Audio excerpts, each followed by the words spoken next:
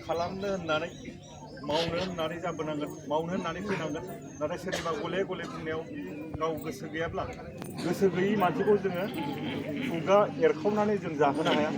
गावनो उखैनांगोन गावनो मा नांगौ गावनो बुजिनांगोन बेखायनो आं खावलायगोन दिनैनि दिनाव दिनै बेयाव एबसुआ बे हाबाफारिखौ लानायनि जाहोनानो जाहैबाय दिनै गोबां बर' फिसाफ्रा गोबां बर' आइजोफोरा लाइमोन गथ'फ्रा गावनि बिमा बिफा गावनि गेदेरखौ सिबिनायखौ जों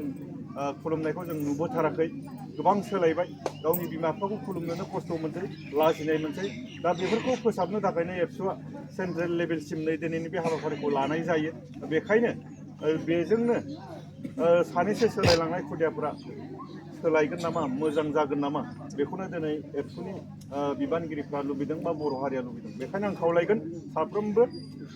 लाइमोनफ्रा गावनि गोसोखौ सोलायनांसिगौ दिनै जोङो नुदों गोबां जायगायावनो फुजा होयोब्ला गोबां बाइक सालायनानै बाइकजों एक्सिडेन्ट जानानै थैनायखौ जों नुयो गोबां फुजायावनो जौ जुवा सिगारेट सोबनायखौ जों नुयो दा बेफोरखौ जों फोसाबनांगौब्ला बिसोरखौ जों बुंबाय थानानैल' जानाय नङा जोंनि गारजेन